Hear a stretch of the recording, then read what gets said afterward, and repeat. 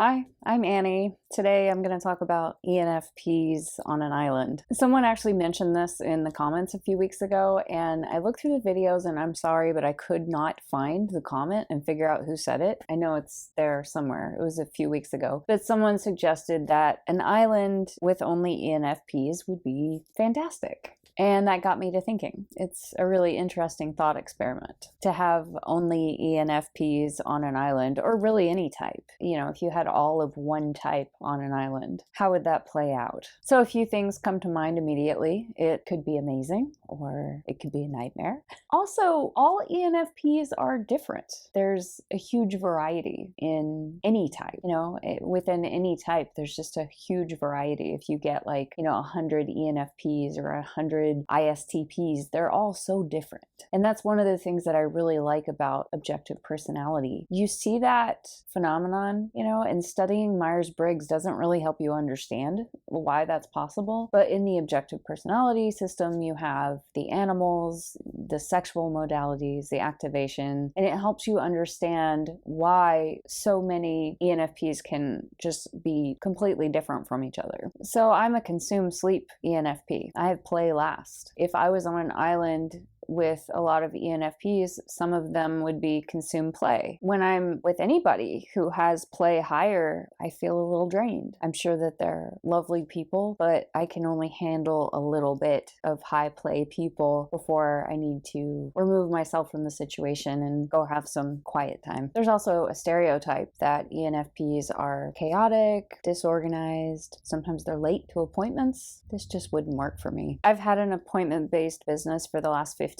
years. I'm a massage therapist, and I have PTSD from people showing up late or not showing up at all. It's disrespectful to show up late or to not show up at all, and I won't tolerate it. An appointment is a promise that you will own a calendar and a watch, and you will know how to use those things. And sure, there are honest mistakes. Could happen to anyone. Those instances only account for a reasonable margin of error, and the actual number of people who are late and not showing up to appointments is beyond any reasonable margin of error. The truth is that some people are just flaky and they need to grow up. And there's my masculine FI. Not every ENFP has that, but I do.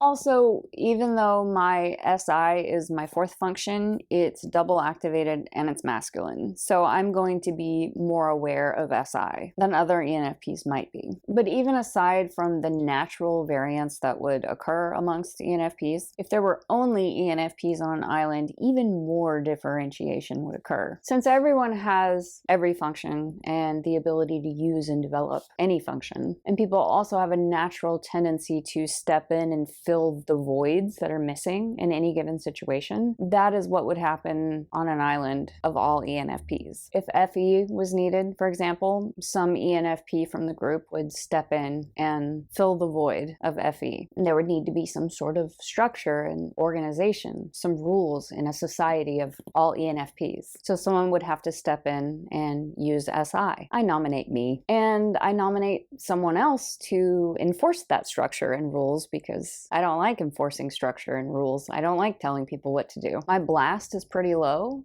It's third, consume, sleep, blast, play. And my TE is also feminine. So I really don't like asserting myself. So much so that, before I was typed, I didn't even think I had TE. I wasn't in touch with it at all. It's feminine, and it's just something I don't really notice. I noticed wanting to make things work, and even wanting to make things work for other people. I noticed being aware of the needs of other tribe members, but I create this efficiency for other people in a really quiet, indirect way. But while I don't enjoy enforcing the rules, I have absolutely no problem quietly resenting people who refuse to follow them. So I nominate myself for quiet, bitter resentment and passive aggression. If you're in the objective personality class, you've probably heard Shan and Dave talk about archetypes. This This is really interesting stuff. In any situation, in any group of people, the archetypes are eventually going to play out. And it's really interesting to observe that. Instead of look at dominant functions, look at voids and look at,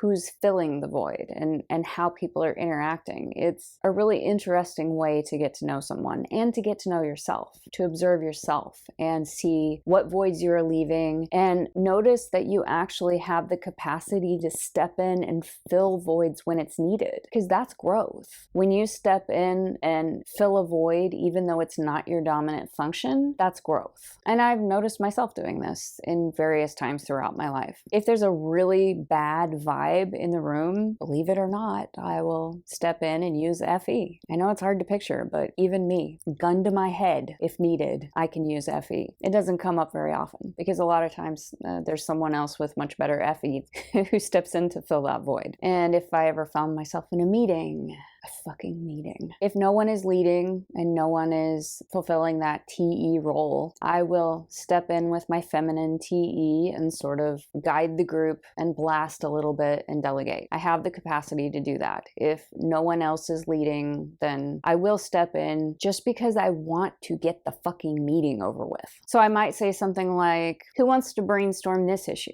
And you over there, why don't you go brainstorm that issue? And I'll take this issue and go brainstorm, and we'll meet back here in 3 days and we'll figure this thing out. So I will delegate in some way if there's no structure or direction, just because I need to get out of the meeting. So in conclusion, if there were an island with only all ENFPs, given enough time, they would differentiate quite a lot and they would develop all the other functions and, step up and start taking different roles. Because in a society, all those roles need to be fulfilled. All those archetypes need to play out, and they will, no matter what types are stuck in a room together. This happens a lot in couples too. My mom is a counselor, and she was telling me that, in couple relationships, that happens. If there's, one aspect that's really, really lacking, then the other person will fulfill that need, even if it's, not the thing that they're best at. They'll just learn to grow and, play that archetype against the other person. And I think we're naturally drawn to people that have opposite functions. I'm a single observer and my partner is a double observer. That saves my butt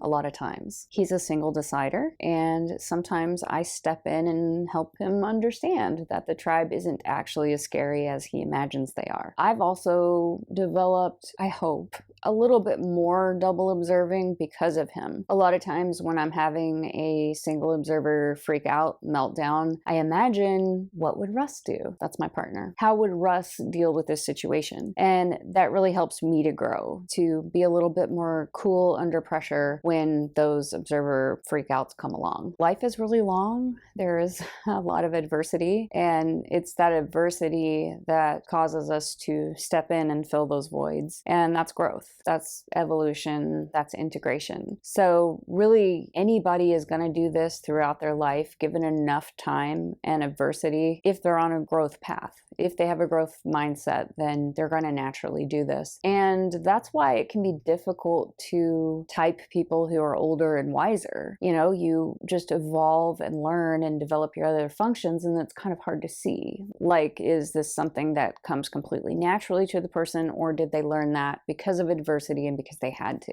So it can be, difficult to type older, wiser people. And I think if there was an island with all ENFPs, after a certain amount of time, they would differentiate so much that it might be more difficult to type them. So when I saw that comment, why isn't there an island with all ENFPs? It just kind of got my NE going, and that's the little thought experiment that I went through as I was thinking about that. Anyway, happy March. Have a good weekend.